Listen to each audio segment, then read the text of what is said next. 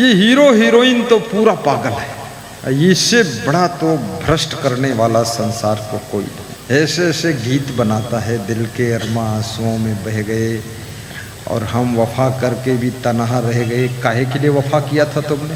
रफा दफा कर दो ना, क्यों वफा करते थे? कौन कहा था तुमसे वफा करो? हम तो तुमको सफा कर देंगे।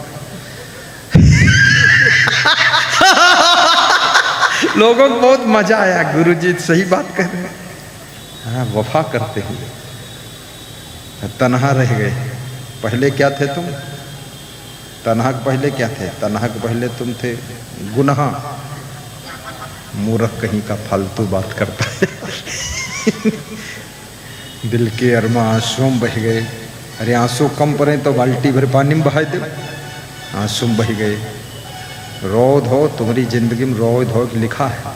खूब रो धो, नाक चुआओ, हम तो हंसेंगे, आनंद करेंगे। काहे के लिए दिल में अरमा बनाते हो फालतू? क्या जरूरत है ऐसे अरमा फालतू बनाने की? गोटेदार लहंगा क्यों डाल रही हो? बिना गोटे वाला डाल दो। छोरिया चलवा रही हो, गड़सा चलवा रही हो, ये जीन्स पैंट पहनते हो, साधारण पैंट पहन लो। खाम खा छेद करके घूम रहे हो मजनू बनकर। तो ये सब संसार में बड़ा पतन है और फिल्मों के कारण ज्यादा पतन हुआ है। और फिल्मों की नकल आजकल के नवयुवक और नव युवतियां भी कर रही। फिल्म में जैसे हीरोइन दुपट्टा डालती है, अब ऐसे ही लड़कियों ने दुपट्टा डालना सीखा है। एक कंधे पर दुपट्टा है, पीछे जमीन में लटक रहा है, आगे थोड़ा लटक रहा है। अरे दुपट्टा तुम्हारे विशेष अंगों को ढांकने के लिए होता है, ये कांधे पर लटकाओ के लिए है।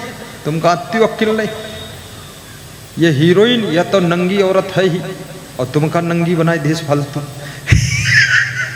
दुपट्टा है किस लिए ये तो समझो। दुपट्टा को तुमने चौपट्टा बना दिया। अब ऐसे ऐसे फैशन में संसार भूला हुआ है और बहुएं गीत गा रही हैं। अब फैशन का जमनवा सासु कैसे सपरी, आवा फैशन का जमनवा सासू कैसे सपरी, आवा। वीरेंद्र को खूब हंसी आ रही है, क्या मजा आ रहा है। बड़े घरन की लड़की मैं हूँ, विद्याचार पढ़ी।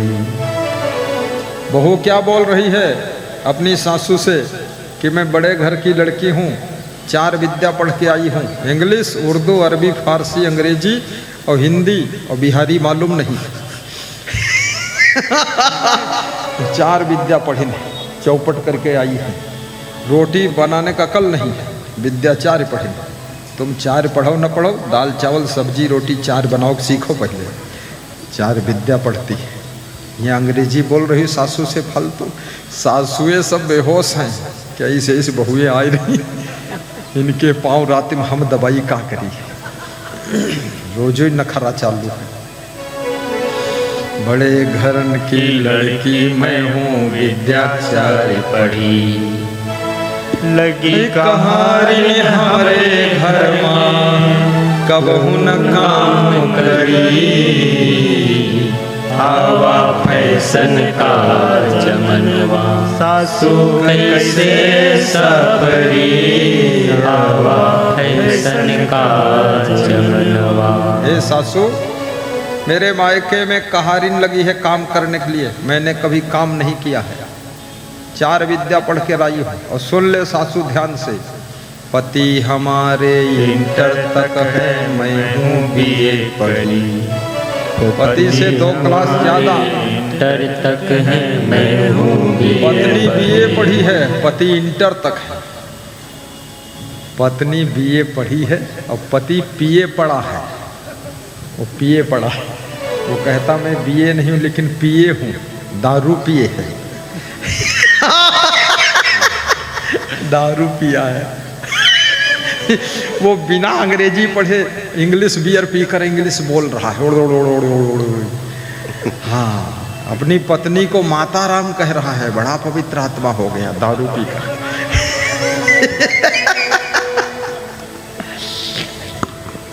पति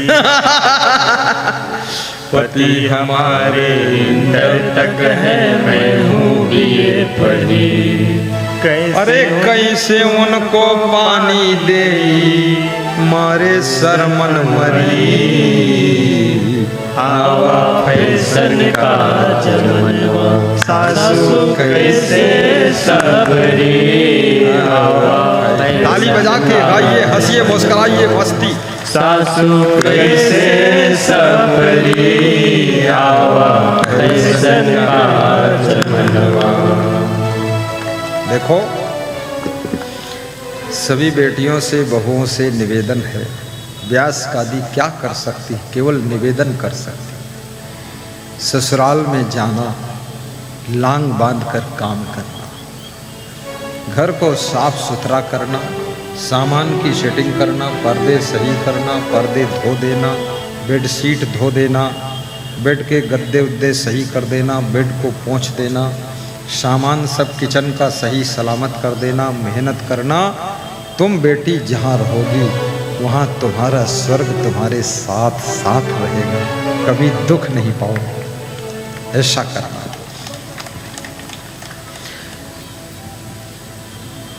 एक नवयुवक की शादी नहीं हो रही थी। बहुत ढूंढा, उम्र हो गई लगभग 35 साल। तो ढूंढते ढूंढते मंदिर में गया, मंदिर में ध्यान लगा कर बैठ गया कि भगवान अब तू ही संभाल, मैं तो बहुत ढूंढ लिया, कहीं कोई लड़की मिली नहीं। आंख मूंद कर ध्यान में बैठा था। जब मनुष्य सब तरफ से हार जाता है तो भगवान की शरण में पहुंच जाता है, गुरु की शरण में पहुंच जाता है। एक लड़की भी ऐसी थी, उसकी भी शादी नहीं हो रही थी, वो भी ढूंढ रही थी कोई शादी कर ले, कोई शादी कर ले। तो वो भी उसी मंदिर में पहुंच गई और ध्यान लगा कर बैठ गई कि हे भगवान तू ही करा शादी, अब कोई उपाय नहीं। दोनों ध्यान में बैठे थे। जब दोनों ने आँख खोला तो दोनों ने दोनों को देखा तो दोनों चौंक गए। पूछा आप कैसे? बोले शादी के लिए वरदान मांगने आए। तो उस लड़की ने पूछा आप कैसे? बोले मैं भी शादी के लिए वरदान मांगने आया। बोले भगवत कृपा हो गई। दोनों एक ही उद्देश्य से आए हैं और भगवान ने दोनों को मंदिर में मिला दिया। अब मंदिर के 7 फेरे घूमो, चट मंगनी पट्ट ब्याह, फटाफट काम हो जाए। तो लड़की थोड़ा होशियार थी। लड़कियां होशियार होती ही हैं, ज़्यादातर बांगड़ू लड़के ही होते हैं, लड़कियां होशियार होती। तो लड़की ने पूछा देखो शादी करने से पहले प्रॉमिस हो जाए, मैं जो कुछ शिकायत है, कंप्लेन है, जो भी कहना सुनना है सब अभी कह लो, सुन लो, बता दो, बात को झगड़ा विवाद नहीं होना चाहिए। पति बोला मुझे कोई शिकायत नहीं, मुझे कुछ कहना नहीं, कुछ सुनना नहीं, कुछ बोलना नहीं, कुछ झगड़ा करना नहीं, क्योंकि ज़्यादा छानबीन जांच पड़ताल में 35 साल उम्र हो गई, अभी तक शादी नहीं हुई। अब हम कुछ नहीं कहेंगे, जैसा होगा पत्नी हो चाहे कुतनी हो हम रख लेंगे। तो लड़की बोली भाई मैं तो ऐसे शादी नहीं करूँगी, समझदारी की बात, मैं ऐसे शादी नहीं करूँगी। बोले तो कैसे करेगी तू? बोले जो कुछ बोलना हो पहले बोलो। तो लड़का ने कहा तुम्हें कुछ बोलना हो तो तुम बोलो। तो लड़की ने कहा मुझे बोलना है, शादी से पहले ही बोल देना जो बोलना है। क्या बोलना है? तो लड़की ने बोला देखो हमें भोजन बनाना नहीं आता है, हम भोजन नहीं बना पाती, हमने पहले बता दिया। शादी हो जाए बाद को तुम कहो मूर्ख है, कुछ बना नहीं पाती है, पागल है, ये है वो है, फालतू झगड़ा होगा, इसलिए पहले से बता रही मुझे भोजन बनाना नहीं आता है, तो शिकायत मत करना। तो जो लड़का था वो हंसा और बोला तुम्हें भोजन बनाना नहीं आता है, कोई बात नहीं, हम शिकायत कभी करेंगे ही नहीं कि तुमको बनाना नहीं आता है, तुम मूर्ख हो, पागल हो, बेवकूफ़ हो, हम नहीं बोलेंगे। तुम्हें भोजन बनाना नहीं आता ना, बस इतनी सी बात है। बोले हाँ इतनी सी बात है। तो वो लड़का बोला एक बात तू भी सुन ले फिर मेरी बात, मेरे पास भोजन बनाने के लिए कुछ है भी नहीं, तुझे आता नहीं है, मेरे पास कुछ है भी नहीं। तो लड़की बोली क्या मतलब? बोले कुछ है ही नहीं, ना घर है ना सामान है ना कुछ चावल दाल है, कुछ है भी नहीं, तो बनाने की टेंशन क्या है? फिर तू मत कहना कि चावल दाल कहाँ है, हाँ तू अपना सोच। तो उससे लड़की ने कहा तो ये तुम्हारे पास सामान भोजन दाल चावल हो घर मकान कुछ नहीं है? बोले कुछ नहीं है, जो शिकायत करना अभी कर लो, शादी होने के बाद कुछ शिकायत नहीं कर, तुझे बनाना नहीं आता, हमारे पास बनाने के लिए कुछ है भी नहीं। तो लड़की ने कहा करते क्या हो? बोले जो भी कमाता हूँ दारू पी लेता हूँ, और तुमको भी पीना होगा तुम भी पी लेना। तो लड़की उठकर भागी मंदिर से कि मैं शादी नहीं करूँगी। क्या नाटक बना रखा लोगों ने। अब फैशन का जमनवा सासु कैसे सपरी, अब फैशन का जमनवा। मैं एक चीज़ पूछना चाहता हूँ, इसमें जितने श्रोता बैठे हैं ऐसे कितने श्रोता हैं जो कुमारखंड से पहले कहीं और दूसरी जगह भी गुरु जी का दर्शन कर चुके हैं? वो हाथ उठाओ। अच्छा इतने लोग हैं, नीचे कर लो। ऐसे कितने श्रोता हैं जिन्होंने पहली बार गुरु जी को आमने सामने देखा है? दोनों हाथ उठाओ, नीचे कर लो। कुछ ऐसे श्रोता हैं जो दोनों हाथ नहीं उठाए हैं, ना पहली बार देखा ना इससे पहले कहीं देखा है, तो इनका कौन हाथ उठाओगे? सुनत है कुछ कि नहीं, लेडीज तो सुनती नहीं का कहत है, या ऐसे हंसती रहती हैं, बस बैठी रहती है, यहीं से घर में जाइ हैं, घर में कोई पूछी का बाबा सुनाई कहे बाबा हो बढ़िया है, बाबा हंसाइन को। कम से कम जो बाबा पूछत उसका ध्यान दो। इसमें ऐसे कितने श्रोता हैं जो मोबाइल के यूट्यूब में गुरु जी का प्रवचन सुन चुके हैं? हाथ उठाओ। वेरी गुड, बहुत लोग हैं, नीचे कर लो। अब फैशन का जमनवा सासु कैसे सपरी, अब फैशन का जमनवा। विनोद ऊपर आइए, चमर चलाइए, आप जाइए बैठिए। वीरेंद्र आगे की गाइए कड़ी बाबा। बारी कुआरी रही जो नैहर बहु श्रृंगार करी, बारी कुआरी रही जो नैहर बहु श्रृंगार करी। अब तो आइन बलम के घेरे, अब तो आइन बलम के घेरे, काहे न शौक करी, आवा फैशन का जमनवा। सासु कैसे सपरी, आवा फैशन का जमनवा। साड़ी सात चारी है चप्पल पायल पाँच परी, साड़ी सात चारी है चप्पल पायल पाँच परी। नित्य नए फैशन हम बदली, नित्य नए फैशन हम बदली, तनिको नाही डरी, आवा फैशन का जमनवा। सासु कैसे सपरी, आवा फैशन का जमनवा। क्रीम पाउडर और लिपस्टिक टिकुली मांग भरी, क्रीम पाउडर और लिपस्टिक टिकुली मांग भरी। हाथ घड़ी और मुख में सिगरेट, हाथ घड़ी और मुख में सिगरेट, पति का कर बकरी, आवा फैशन का जमनवा। सासु कैसे सपरी, आवा फैशन का जमनवा।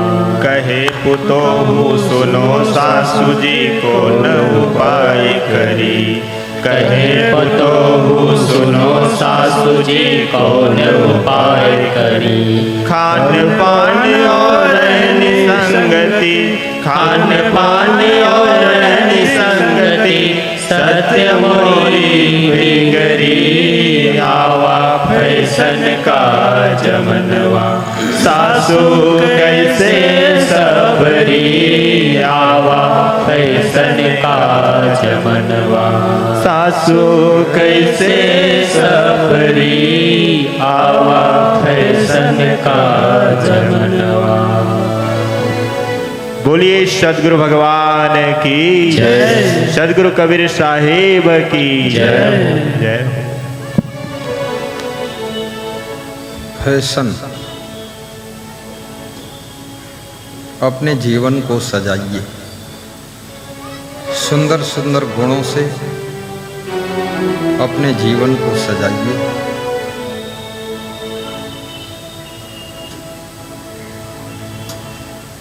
शरीर को कितना सजाओ धजाओ, एक दिन बीमार होकर बूढ़ा होकर शरीर देखने योग्य नहीं रह जाता। लेकिन यदि आपने अपने जीवन को सुंदर सुंदर गुणों से सजाया है, आपके दर्शन करने के लिए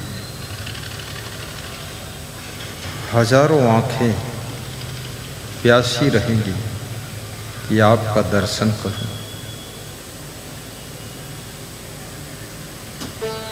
हीरो हीरोइन के द्वारा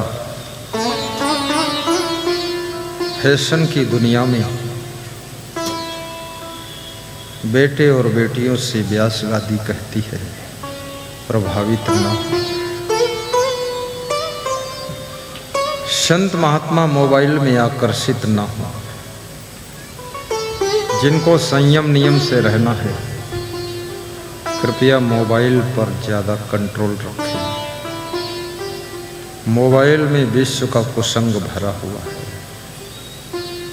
मोबाइल में प्रवचन सुनिए, आवश्यक बात कीजिए, आवश्यक व्हाट्सएप कीजिए, प्रवचन को शेयर कीजिए, लेकिन मोबाइल में फिल्म मत देखिए। कितने लोग रजाई के भीतर चुपके चुपके मोबाइल में कुछ देखते रहते हैं। ये मन को क्यों बिगाड़ रहे हो? देश के तुम महान व्यक्ति हो। देश की उन्नति के लिए अपनी प्रतिभा का विकास करो। सुंदर मकान बनाओ, सुंदर गाड़ी लाओ,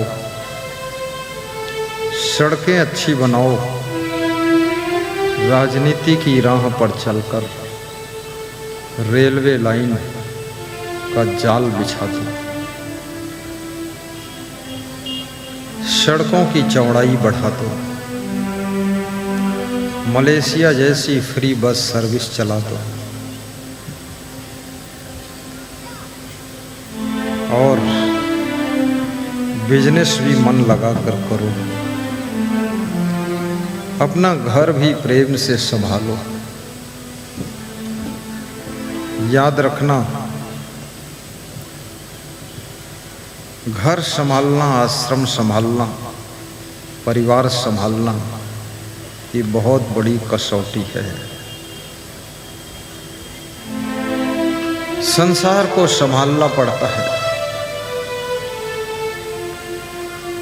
और स्वयं को भी संभालना पड़ता है। लैला के पिता ने लैला को घर के अंदर बंद कर दिया कि तुझको बाहर नहीं जाने देगा।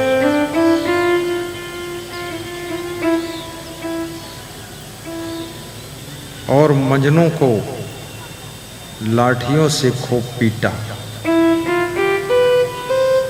कितने लोग लाठियों से भी पीटे गए हैं, फिर भी चंचल मन शांत नहीं हुआ है। कितने लोगों ने चंचल मन के कारण अपने माता पिता की भी हत्या किया है, भाई बहन की हत्या किया है, पति पत्नी की भी हत्या किया है, लेकिन ये चंचल मन फिर भी शांत नहीं हुआ है। ये चंचल मन ज्ञान और विवेक से ही शांत होगा और इसका कोई उपाय नहीं। मन को संभालने के लिए ज्ञान का और विवेक का, संयम नियम का संबल चाहिए।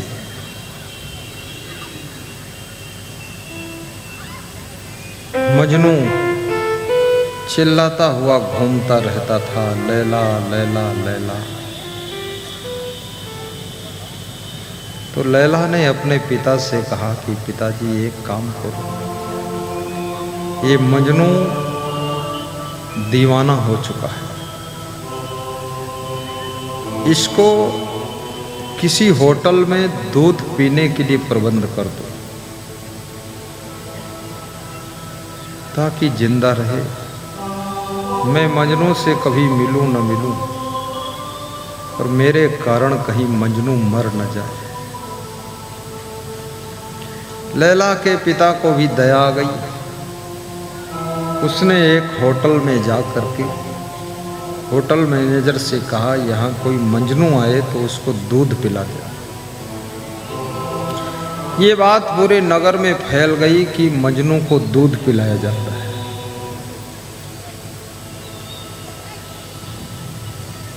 दिन भर मजनू ने दूध पिया। शाम को जब लैला का पिता पेमेंट करने गया होटल में, तो 1000 मजनू दूध पी चुके थे।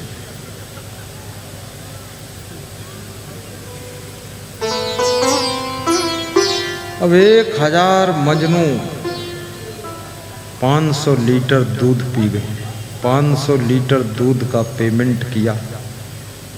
लैला के पिता को भी पसीना छूट गया। घर वापस आकर लैला से कहा, बेटी तेरा एक मजनू है कि ये 1000 मजनू है? वहां तो 1000 मजनुओं ने दूध पिया है। लैला ने कहा, पिताजी मेरा तो एक ही मजनू है, लेकिन ये जो 1000 मजनू दूध पीने के लिए आए हैं, ये सब नकली मजनू है, ये असली मजनू नहीं है। अच्छा, असली मजनू नहीं है तो कैसे असली और नकली की पहचान हो? तो लैला ने कहा, एक काम करो, आप नगर में सूचना फैला दो और होटल के मैनेजर से बता दो कि लैला बहुत बीमार है, तबीयत ठीक नहीं है, लैला अब मरी अब मरी अब मरी। तो लैला के लिए खून चाहिए।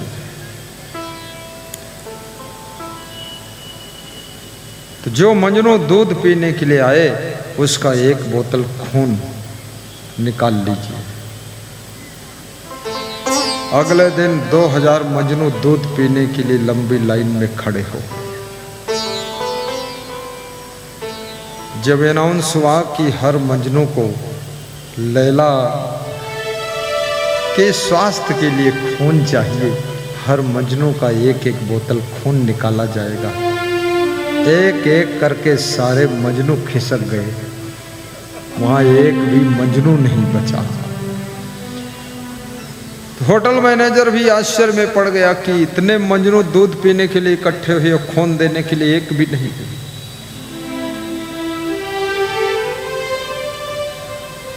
खून देने के लिए कोई तैयार नहीं, सब मजनू चले गए।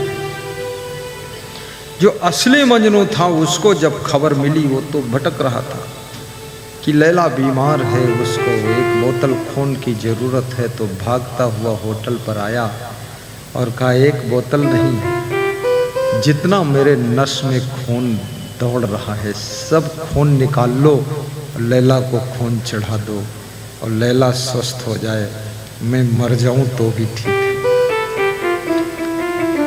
होटल मैनेजर ने उसका फोटो ले लिया कि ये असली मजनू है। फिर होटल मैनेजर ने कहा, लैला बीमार नहीं है, नकली मजनुओं को भगाने के लिए ये प्रोग्राम रखा गया था। असली और नकली की पहचान। ऐसे ही याद रखना, तुम्हारे दोस्त, चाय पीने वाले दोस्त बहुत मिलते हैं, दूध पीने वाले, नाश्ता खाने वाले दोस्त बहुत मिलते हैं, रसगुल्ले उड़ाने वाले दोस्त बहुत मिलते हैं, लेकिन जब तुम संकट में होते हो तब कोई बिरले दोस्त तुम्हारे साथ खड़ा होता है, बिरले दोस्त तुम्हारे साथ खड़ा होता है। और जो संकट के समय तुम्हारे साथ में खड़ा हो जाए वही दोस्त है। नारी पर कोई संकट आ जाए उस समय जो उसके सेवा सुरक्षा में खड़ा हो जाए वही वास्तव में पति देव कहलाता है। नहीं तो कितने पति ऐसे हैं जो पत्नी बीमार हो जाए तो उसको मायके में डाल देते हैं, पत्नी के बच्चे ना हो तो उसको पीट पाट कर मार डालते हैं। ये स्वार्थ का रिश्ता है। थोड़ा प्रेम और श्रद्धा का रिश्ता पैदा करो। पत्नी बीमार हो तो दवा कराइए, पत्नी के बच्चे ना हो तो पति पत्नी दोनों प्रेम से रहिए।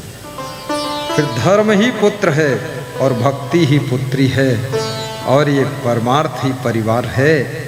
और गुरु जी का ध्यान करो और पति पत्नी कल्याण करो। पुत्र पुत्री नहीं हुए झंझट से तुम बच गए।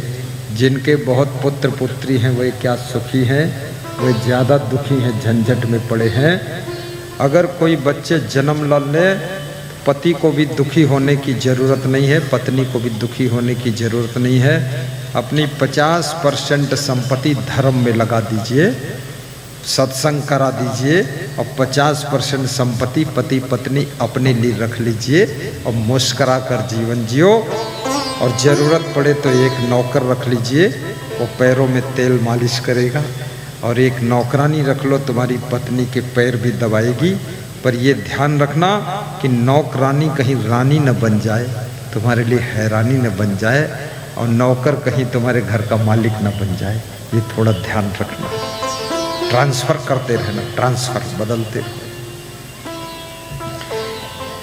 कोई बहुत बच्चों से सुख नहीं मिलने वाला है। ये जो संत बन जाते हैं इनके ना कोई पत्नी है, न बच्चे हैं, न बेटी है, न बेटा है, न बहू है। ये सब अकेला जीवन है। देखो कितने खुश रहते हैं। इनके चेहरे देख लो पहले, बाल गोपाल की तरह। दिखा दो चेहरा, हंस के जरा दिखाओ, बहुत खुश है। इसलिए बच्चे नहीं हो रहे, दुखी मत हो। लेकिन अगर चाहते हो कि बच्चा हो ही जाए तो एक उपाय बता देता हूँ। अड़ोस पड़ोस के जितने बच्चे हैं उनको कभी कभी केला बांट दिया करो, कभी कभी गाय को चारा खिला दिया करो, भटकने वाली गायों को गौशाला में दान कर दिया करो। और कभी कभी चिड़ियों को दाना चुंगवा दो, कभी कभी चींटियों को शक्कर के दाने डाल दो, कभी कभी मछलियों को आटे की गोली खिला दो, कभी कभी बंदरों को भी केला खिला दो। याद रखना, इसी सेवा के पुण्य के प्रभाव से तुम्हारे घर में पुत्र और पुत्री जरूर पैदा हो। बोलिए सद्गुरु भगवान की जय।